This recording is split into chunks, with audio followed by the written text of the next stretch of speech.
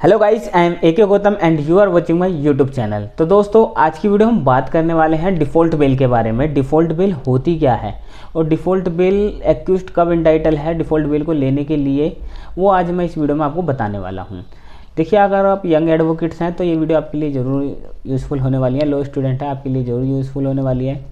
देखिए, आपने अभी तक रेगुलर बेल के बारे में सुना होगा, एंटिसिपेटरी बेल के बारे में सुना होगा, इंटरिम बेल के बारे में सुना होगा, और हो सकता है आपने डिफ़ॉल्ट बेल के बारे में भी सुना हो, लेकिन इस वीडियो में आपको डिफ़ॉल्ट बेल के बारे में ही बताने वाला हूँ।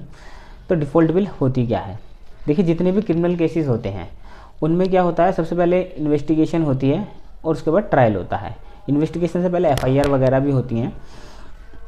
तो जो इन्वेस्टिगेशन होती है वो कौन करती है? इन्वेस्टिगेशन हमेशा पुलिस करती है और पुलिस उस इन्वेस्टिगेशन के बेस पे चार्जशीट सबमिट करती है कोर्ट में, जिसे हम फाइनल रिपोर्ट भी कहते हैं।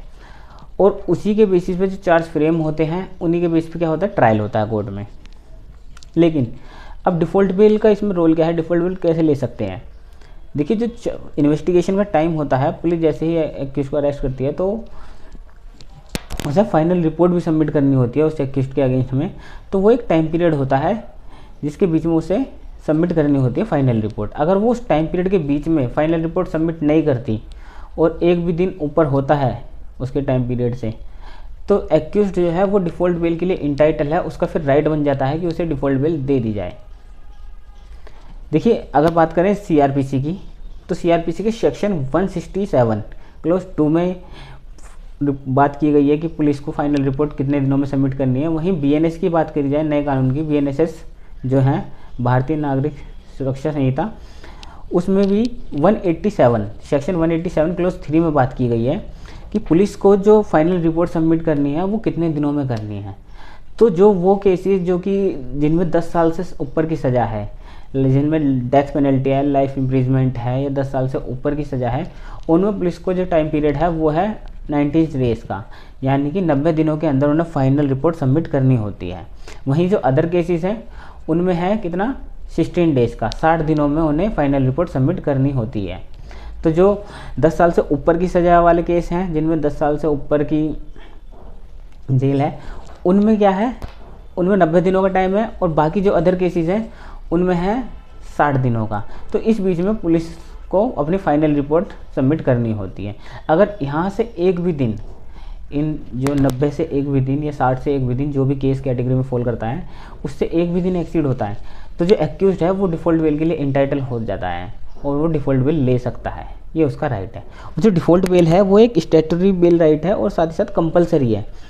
मतलब क्या है, रेगुलर बेल में जो कि नॉन बेलेबल ऑफेंस होते हैं उसमें कोर्ट के पास डिस्क्रिशनरी पावर होती है कि वो दें या न दें, वो केस के नेचर को देखते हैं, उस हिसाब से उनकी एक डिस्क्रिशनरी पावर है कि उसे बेल मिलनी चाहिए या नहीं मिलनी चाहिए एक्यूज्ड को। लेकिन इस केस में क्या है, डिफ़ॉल्ट बेल में जैसे ही एक दिन ऊपर होता है, डिफ़ॉल्ट बेल आपका राइट हो जाता है, फिर डिफ़ॉल्ट बेल आपको मिलनी ही मिलनी है। बस आपको जिसके सामने मेंशन करना है, एप्लीकेशन लगानी है, आपको डिफ़ॉल्ट बेल मिल जाएगी।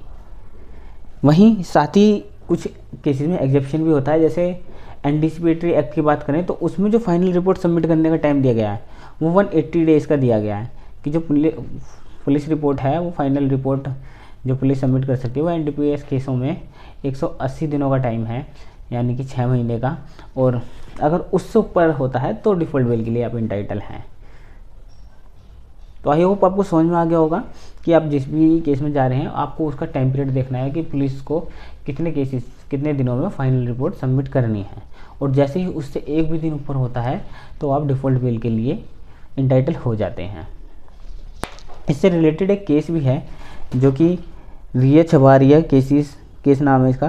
तो सुप्रीम कोर्ट इसमें कहते हैं, the right of default bell under section 167 close 2, CrPC थी जब उस टाइम का केस है, is not a merely statutory right but a fundamental right that flows from article 21 of the constitution। तो उन्होंने कहा था कि ये सिर्फ स्टैट्यूटरी राइट नहीं है, फंडामेंटल राइट भी है जो आर्टिकल 21 से मिलता है।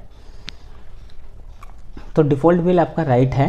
इसी के साथ आपको डिफ़ॉल्ट बेल के बारे में पता पड़ गया होगा कि डिफ़ॉल्ट बेल आप कब ले सकते हैं, आपका कब राइट है, और ये एक कंपलसरी राइट है। जैसे ही आपको का जो टाइम पीरियड है एक्सीड होता है वो आप डिफ़ॉल्ट बेल के लिए ले सकते हैं। लेकिन एक ध्यान रखने वाली बात ये है, जो कि सबसे ज़्यादा ध्यान रखने वाली बात है, देखिए मानो अगर 90 दिन से ऊपर हो गए, 4-5 दिन ऊपर हो गए, पुलिस ने फाइनल रिपोर्ट सबमिट नहीं करी, तो आपने भी अगर क्या कहते हैं डिफ़ॉल्ट बिल के लिए मेंशन नहीं किया कोर्ट के सामने, एप्लीकेशन नहीं लगाई और आपसे पहले पुलिस ने फाइनल रिपोर्ट सबमिट कर दी, तो फिर आप डिफ़ॉल्ट बिल के लिए इंटाइटल नहीं हैं। कहने का मतलब ये है कि आपको जैसे ही 90 दिन से ऊपर होते हैं, चाहे 1 दिन हो 2 दिन हो, जितने भी दिन होते हैं, जिस भी केस में जो भी टाइम पीरियड है, उसमें फाइनल रिपोर्ट सबमिट करने से पहले आपको डिफ़ॉल्ट बेल के लिए क्लेम करना है, आपको बेल बॉन्ड भर देना है। जैसे ही आप बेल बॉन्ड भर देंगे पहले, तो आपको बेल मिल जाएगी। अगर आपके बेल लेने से पहले, बेल बॉन्ड भरने से पहले पुलिस ने फाइनल रिपोर्ट सबमिट कर दी, तो आप बेल के लिए इंटाइटल नहीं है, फिर आपका डिफ़ॉल्ट बेल का जो राइट है वो ख़त्म हो जाता है। तो ये चीज़ ध्यान रखने वाली बात है। इसका मतलब ये नहीं है कि जैसे अगर 90 दिन से 51 दिन हो गए, मतलब 91 दिन हो गए, 91 डेज़ हो गए, एक दिन एक्सीड हो गया, या 16 डेज से एक दिन एक्सीड हो गया, कि आपको तुरंत जेल से निकालेगा। आपको डिफ़ॉल्ट बिल लेनी पड़ेगी, जिसके सामने मेंशन करना पड़ेगा, और आपको पुलिस रिपोर्ट से रिपोर्ट सबमिट करती है पुलिस रिपोर्ट, उससे पहले करना होगा। मान 90 दिन के बाद हो गए, 100 दिन हो गए, 120 दिन हो गए, और ना तो पुलिस ने फाइनल रिपोर्ट सबमिट करी है, ना ही आपने डिफ़ॉल्ट बिल के लिए अप्लाई किया है, तो जब तक तो जो एक्यूज्ड है वो बाहर आएगा नहीं। और आपके अप्लाई करने से पहले फाइनल रिपोर्ट सबमिट हो जाती है, चाहे वो 90 दिन के बाद भी हो, तो डिफ़ॉल्ट बिल के लिए अप्लाइबल इंटाइटल नहीं हो सकते।